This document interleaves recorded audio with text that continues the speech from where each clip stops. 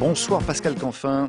Bonsoir. Ministre chargé du développement, merci d'être avec nous dans ce studio. Vous rentrez du Mali, où vous avez accompagné le président de la République lors de sa tournée triomphale. Ajoutons que vous êtes l'un des deux ministres écologistes de ce gouvernement, avec Cécile Duflot. Mais commençons par le Mali.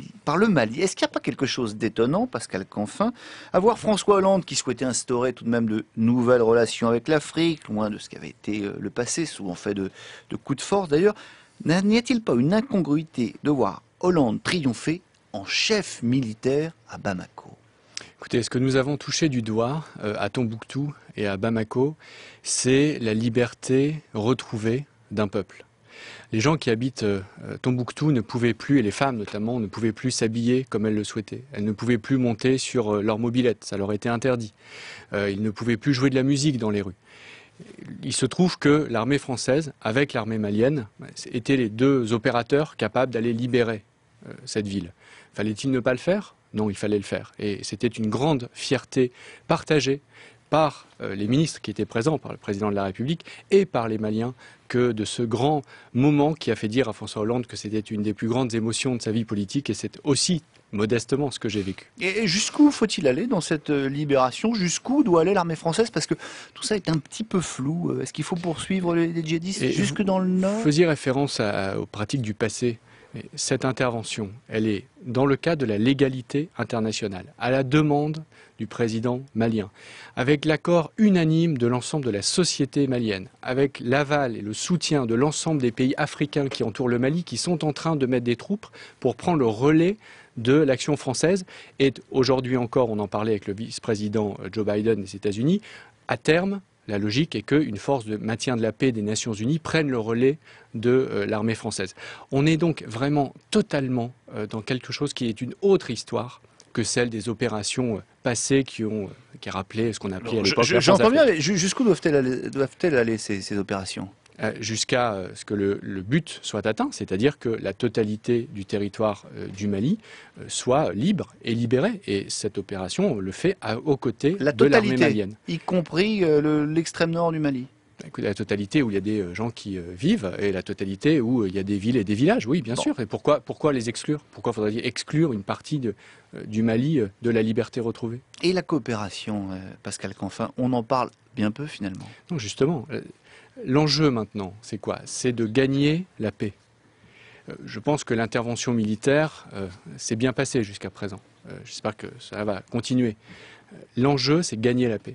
Gagner la paix, ça passe par le dialogue politique entre les Maliens, c'est leur responsabilité, et c'est le développement économique. Vous savez que le revenu moyen d'un Malien, c'est à peine plus d'1 € par jour. 1 € par jour. La France va donner combien au Mali? Combien va s'élever l'aide au développement? 150 millions d'euros qui étaient bloqués depuis le coup d'État de mars, le putsch de mars de l'année passée. Ces 150 millions étaient budgétés. Nous allons donc pouvoir, et nous allons concrètement le faire dès les prochains jours, décaisser, dépenser progressivement cet argent pour aider les Maliens sur des projets très concrets. Je vous en donne un. À Tombouctou, où nous étions, ville libérée, il n'y a plus d'eau, il n'y a plus d'électricité. Et donc, je vais travailler dans les prochaines heures, les prochains jours, à établir la liste des projets urgents pour que dans la partie du Mali sur laquelle nous pouvons travailler, sous-entendu où la sécurité est assurée, et c'est évidemment un critère essentiel, eh bien, nous allons déployer nos actions, nos projets le plus rapidement possible, parce que, évidemment, l'avenir du Mali, c'est son développement. Alors, vous parlez de 150 millions. L'opération militaire française coûte 60 millions par jour. C'est-à-dire que les 150 millions, c'est moins de 3 jours d'opération. C'est à peu près les chiffres qu'on a eu, même si c'est compliqué. Si c'est compliqué de l'avoir, vous ne trouvez pas ça un peu disproportionné? Non, ce ne sont pas les chiffres, c'est disproportionné. Nous étions les seuls à pouvoir intervenir au Mali pour empêcher des groupes terroristes de prendre le contrôle et le pouvoir dans cet État. Donc nous étions les seuls, nous l'avons fait. Maintenant, en ce qui concerne l'agenda du développement, c'est l'ensemble de la communauté internationale qui est mobilisée, pas seulement la France, bien évidemment. Et donc l'essentiel de notre action, nous allons mener avec l'Union européenne, avec les Nations Unies, avec tous les États du monde. Le Japon a annoncé plus de 100 millions de dollars pour contribuer au financement du développement. C'est ce financement du développement qui permettra d'assurer dans la durée la stabilité politique du Mali et au-delà de l'ensemble de la zone sahélienne. Allez, revenons en France. Pascal Canfin, vous êtes l'un des ministres écologistes de ce gouvernement. La PMA, parlons de la PMA. On avait expliqué aux députés socialistes qu'ils devaient retirer leur amendement et que la PMA serait présentée courant mars. En fait, le Premier ministre l'a dit ce matin, ce sera plutôt à l'automne. Est-ce que vous n'avez pas l'impression qu'on est doucement en train de faire disparaître cette PMA des écrans radars? Non, je ne pense pas. Il y a eu une demande de saisine d'une commission. Comme nous n'avons pas le calendrier, nous ne pouvons pas redire, le gouvernement ne peut pas redonner un calendrier, non, puisque cette autorité s'est saisie seule. Et donc maintenant, il faut respecter ce nouveau calendrier. Il est hors de question que ce soit un enterrement de première classe pour nous, écologistes. Et je peux vous dire que le groupe socialiste, j'ai entendu les propos de Bruno Le Roux hier et aujourd'hui, pense la même chose. Donc il n'y a aucun enterrement de première classe, loin de là. Il y a simplement le respect d'un calendrier qui incorpore une nouvelle étape, qui est cette saisine de la commission sur la bioéthique. Ce sera fait avant la fin de l'année. Vous prenez la défense de ce gouvernement, c'est tout à votre honneur. Certains de vos camarades écologistes font moins. On pourrait également parler du projet de loi sur les ondes, la poursuite de l'EPR, des dernières déclarations d'Arnaud Montebourg sur le gaz de schiste. Est-ce que vous n'avez pas l'impression quand même de passer votre temps à avaler des couleuvres? Voilà. Vous auriez pu prendre une expression différente, puisque celle-là, on l'entend souvent. Alors, donnez-moi une couleuvre.